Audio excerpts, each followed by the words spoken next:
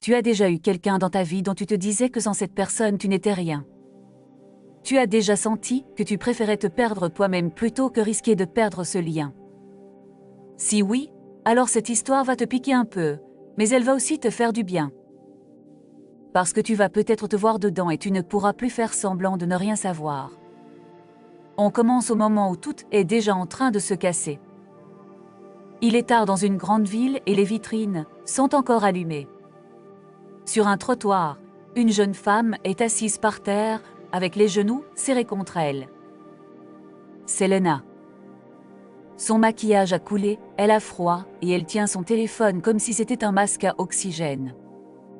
L'écran est allumé et les notifications se superposent les unes aux autres. 57 messages du même contact.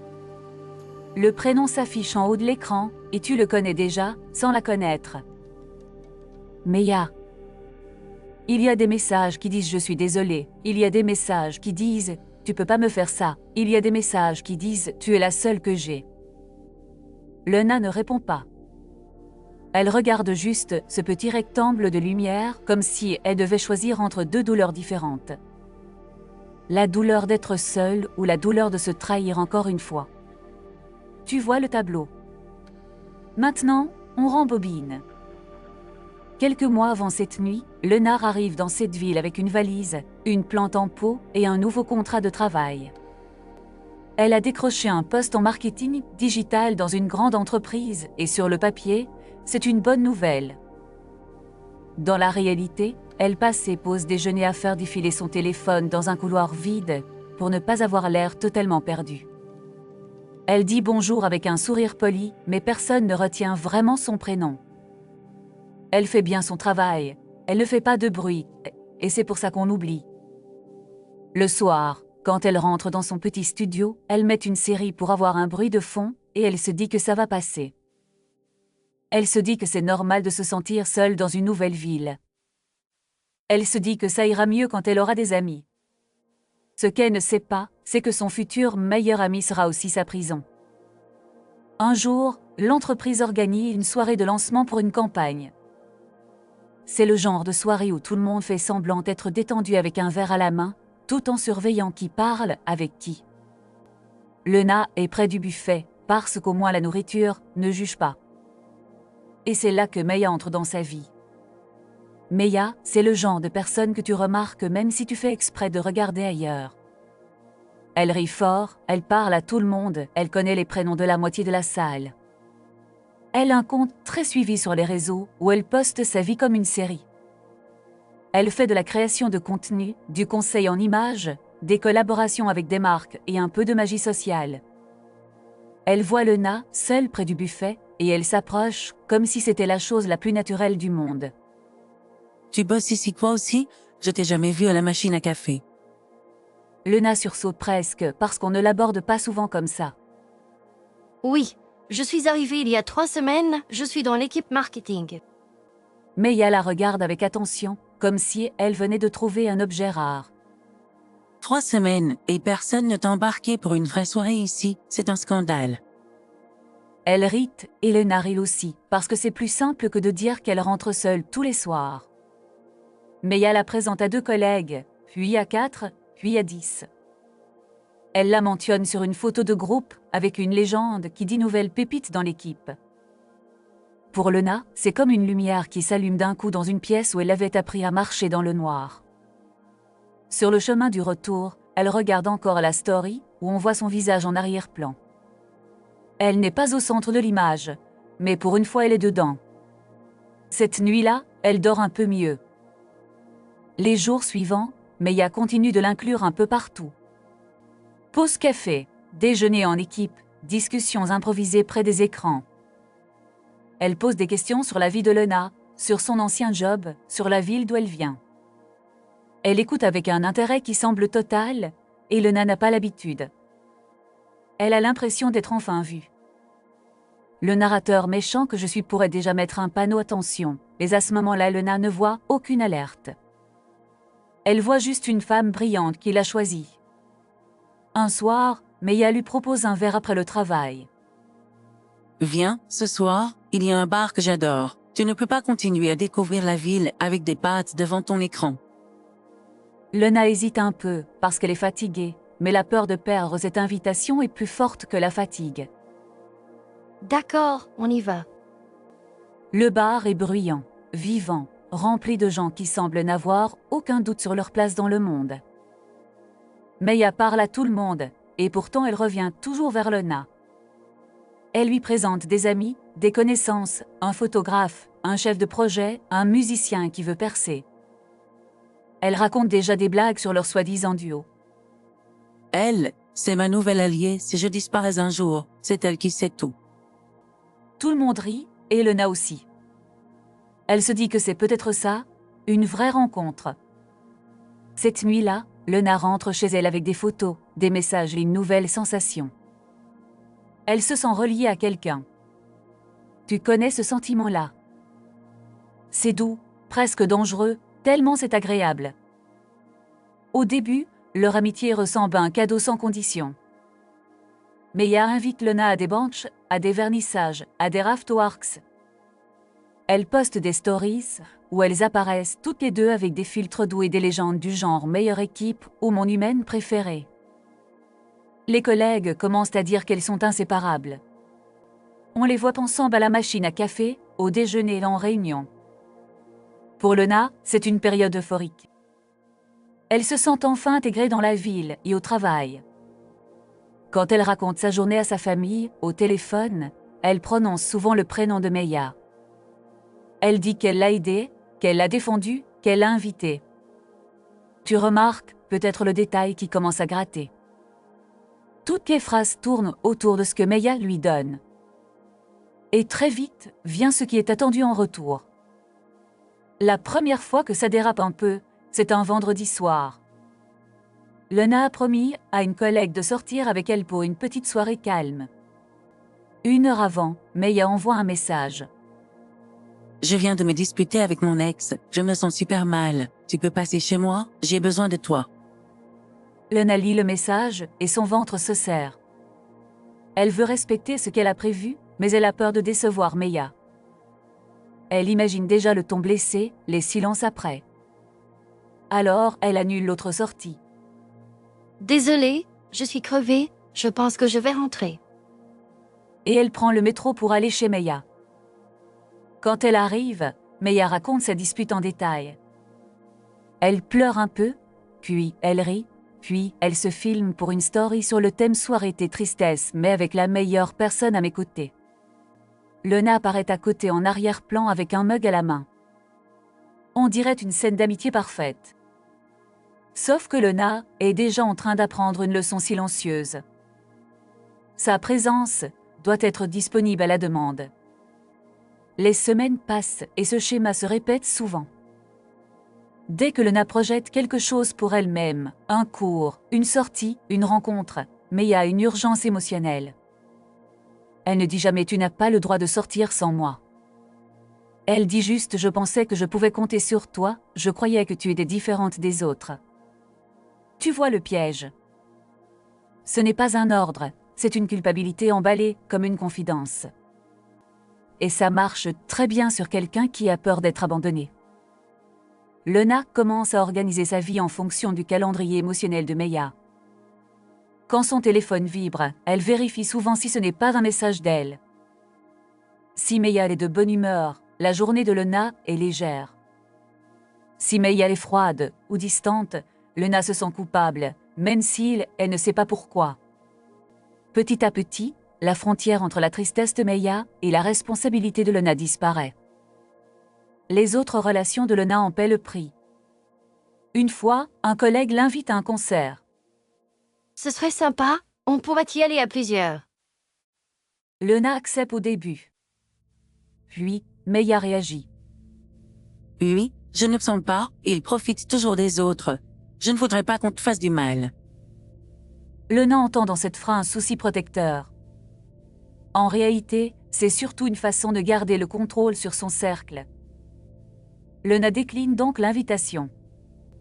Le collègue s'éloigne un peu ensuite.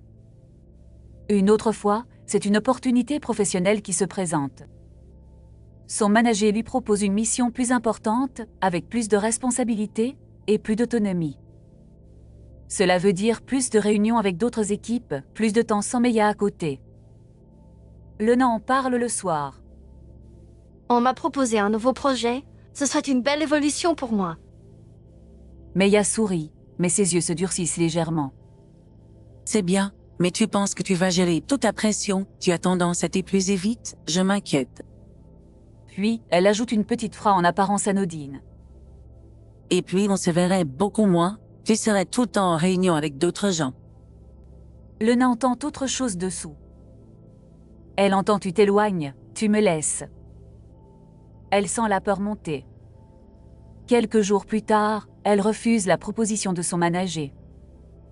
Elle dit qu'elle préfère rester sur son poste actuel pour l'instant.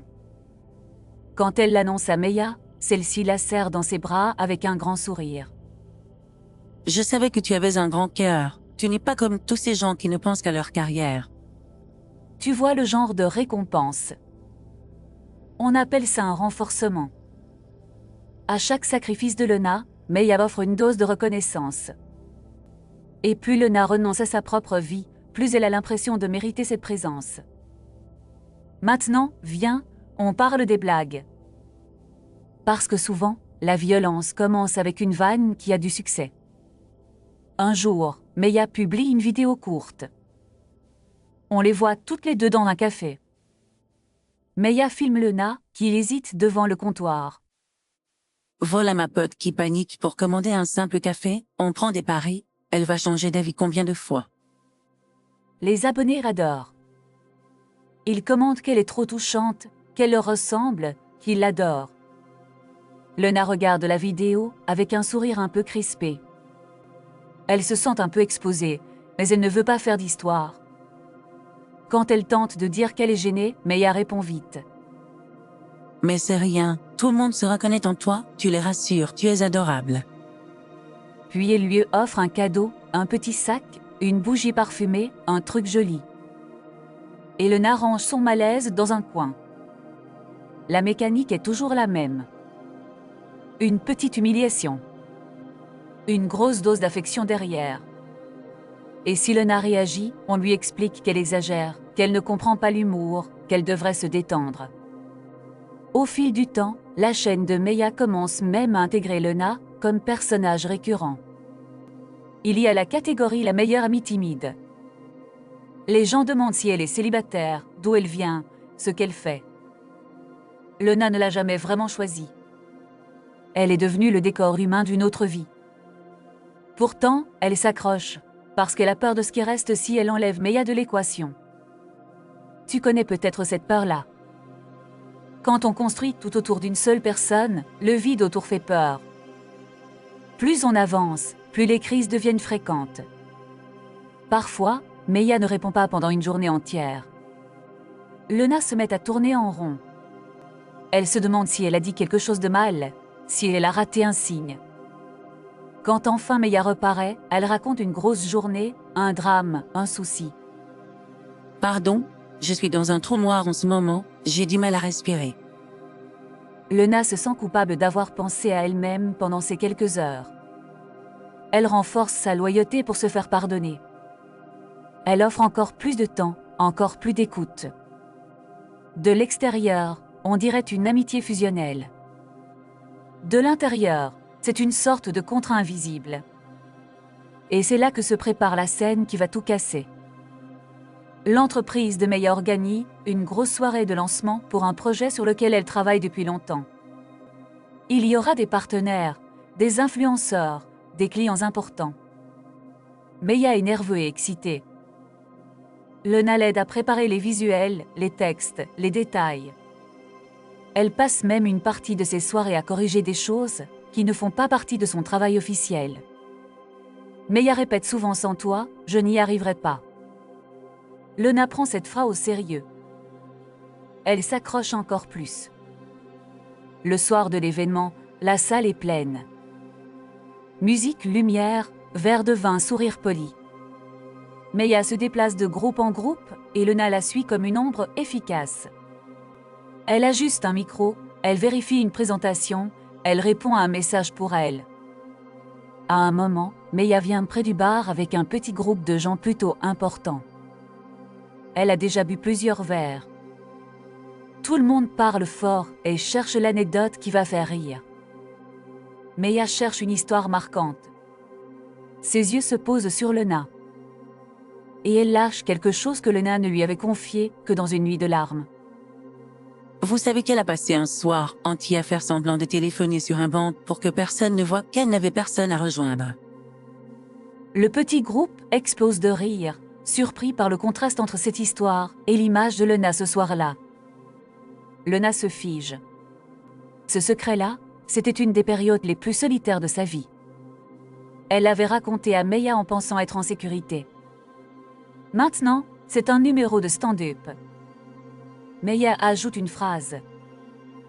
Heureusement que je suis arrivée dans sa vie, sinon, elle serait encore en train de parler à la borne de tickets. Rire encore.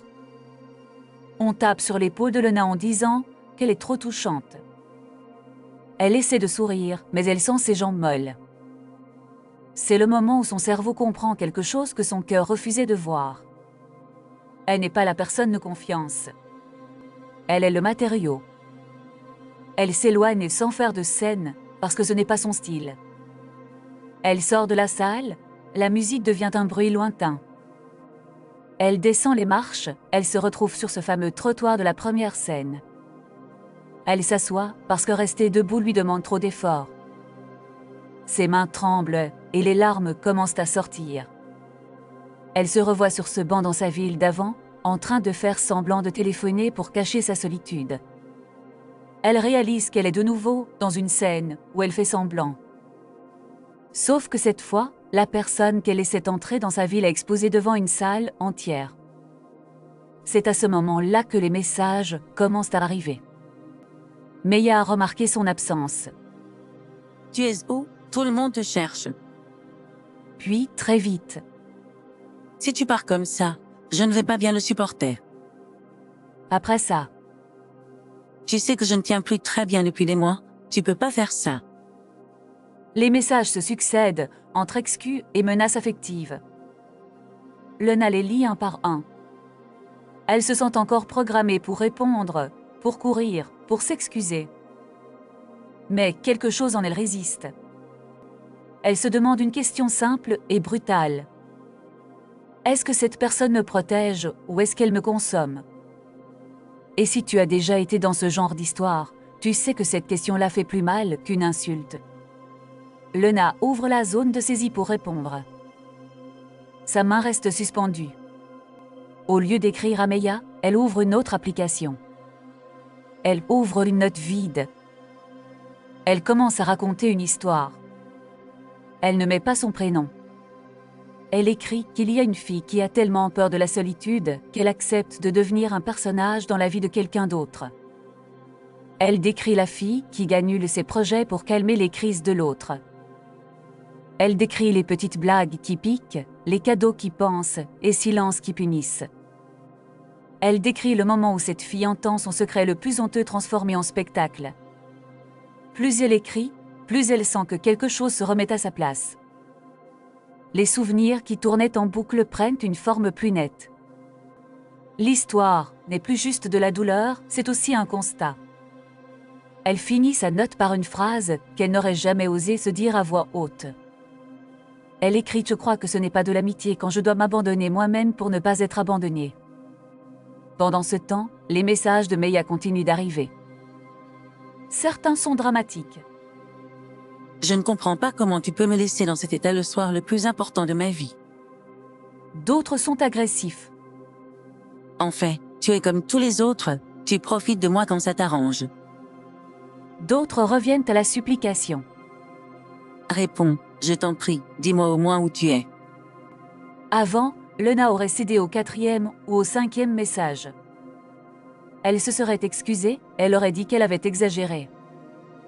Elle aurait accepté de transformer sa douleur en discussion sur la douleur de Meya.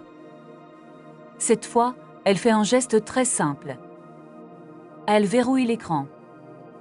Elle ne bloque pas encore, elle ne répond pas non plus.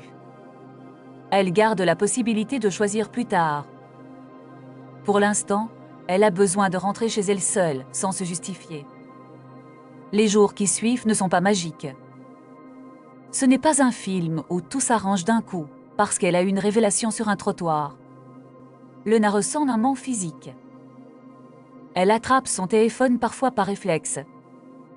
Elle pense à envoyer un message pour dire pardon ou pour expliquer calmement. Elle se demande aussi si elle exagère, si elle a mal interprété, si elle n'est pas trop sensible. C'est là que les phrases que Meia répétait depuis des mois remontent à la surface. Tu es la seule qui me comprend. Sans toi, je ne suis rien. Tu sais que je vais mal si tu t'éloignes. Lena réalise qu'elle a avalé ces phrases sans les mâcher. Elle a pris le rôle de garde-fou émotionnel pour une personne qui ne lui rendait pas l'appareil. Et toi qui m'écoutes, tu sais que ce rôle-là ne s'arrête jamais. Un matin, Lena décide de relire la note qu'elle avait écrite. Elle tombe sur cette phrase « Je crois que ce n'est pas de l'amitié quand je dois m'abandonner moi-même ». Cette phrase lui fait de nouveau mal, mais cette fois, c'est une douleur qui ouvre une porte au lieu de la refermer. Elle ajoute quelques lignes. Elle écrit que cette fille n'est pas stupide, elle est juste affamée de liens et quelqu'un lui a tendu d'un menu en lui disant que c'était de l'amour. Elle écrit que cette fille a le droit d'apprendre à chercher ailleurs. Là, tu vois qu'on n'est plus dans la simple plainte. On commence à toucher à la possibilité d'un autre scénario. Plusieurs jours passent encore. Mais on voit quelques messages plus espacés. Parfois, de longs textes cherchant à tout justifier par son passé difficile, par ses blessures, par sa peur d'être trahi. Parfois, de simples « tu me manques, tu vas vraiment me laisser ». Lena lit certains messages, pas tous. Et elle remarque quelque chose de très simple. Il n'y a pas vraiment de place dans ces messages pour sa douleur à elle. Il y a surtout de la panique à l'idée de perdre une ressource affective. Le vernis commence à tomber. Un soir, Lena prend une décision concrète. Elle ne veut pas seulement écrire pour elle-même. Elle veut entendre sa propre histoire à voix haute devant quelqu'un qui ne connaît ni Meia, ni la musique des réseaux sociaux. Elle trouve un groupe de parole dans un centre associatif. Rien de spectaculaire, une salle, un cercle de chaises, des gens avec leur histoire cabossée. Quand vient son tour, elle sort son téléphone. Elle lit la note qu'elle avait écrite sur le trottoir. Il y a une fille qui a tellement peur de la solitude qu'elle accepte de devenir un personnage dans la vie de quelqu'un d'autre. Sa voix tremble, mais elle continue. Elle croit que cette personne l'aime parce qu'elle la met dans toutes ses stories, mais en fait elle a juste besoin de quelqu'un à montrer. Elle lit tout, du début à la fin. Quand elle arrive à la phrase « Je crois que ce n'est pas de l'amitié quand je dois m'abandonner », on pourrait entendre une aiguille tomber. Quelqu'un dans le groupe hoche la tête. Une femme plus âgée murmure presque pour elle-même. Je connais bien cette histoire. Lena se rend compte qu'elle n'est pas un cas isolé, une erreur individuelle. Elle est juste un humain parmi d'autres humains qui ont confondu amour et dépendance. Ce soir-là, en rentrant chez elle, elle se sent toujours triste. Mais cette tristesse a une couleur différente. Ce n'est plus la tristesse de quelqu'un qui attend un message, qui ne vient pas. C'est la tristesse de quelqu'un qui fait le deuil d'une illusion. Quelques jours plus tard, elle finit par répondre à Meia. Pas avec un long texte émotionnel. Avec quelques phrases claires. J'ai été blessée par certaines choses que tu as faites et dites. Je ne peux plus continuer la relation comme elle existe. J'ai besoin de prendre de la distance pour me protéger. Il n'y a pas d'accusation détaillée, pas de liste de reproches. Juste une limite. La réponse de Meia arrive vite. Tu te fais monter la tête par des gens qui ne me connaissent pas. Puis, Tu détruis la meilleure relation que tu auras jamais. ensuite, Quand tu reviendras, il sera trop tard. cette fois, Lena ne prend pas ces phrases comme des vérités. Elle les voit pour ce qu'elles sont. Des stratégies de contrôle fabriquées par quelqu'un qui ne sait pas aimer autrement. Elle bloque le numéro et les réseaux. Ça lui fait mal physiquement pendant plusieurs jours. Mais elle tient. Et c'est là que se trouve la chose importante. Ce n'est pas une fin grandiose, ce n'est pas une vengeance spectaculaire. C'est juste une fille qui décide que sa tristesse doit enfin lui appartenir. Alors, qu'est-ce qu'on fait de cette histoire, toi et moi? On pourrait se contenter de dire que Meia est une personne toxique et que Lena est une victime. Ce serait confortable. Mais ce serait trop simple, et tu n'es pas venu ici pour une morale de 2 lignes. La vérité, c'est que Meia aussi est une personne qui se débat avec ses propres manques. Elle cherche l'amour dans les chiffres des réseaux, dans les rires des autres, dans le contrôle qu'elle exerce sur les gens qui restent. Elle ne sait pas recevoir un non sans le vivre comme un abandon total. Elle ne sait pas tenir sa douleur sans en faire le centre de tout. Ça ne l'excuse pas. Mais ça rappelle juste que même les geôliers sont parfois des prisonniers qui ont trouvé un moyen bancal de calmer leur peur. Et Lena, elle n'a pas été naïve parce qu'elle est stupide. Elle a été naïve parce qu'elle avait faim d'attention. Quand on a faim depuis longtemps, le premier qui apporte un plat sucré a l'air d'un sauveur. Tant pis si le plat rend malade à la longue. La vraie question, ce n'est pas qui a tort à 100% et qui a raison. La vraie question, c'est combien de fois tu es prêt à te quitter toi-même pour ne pas être quitté.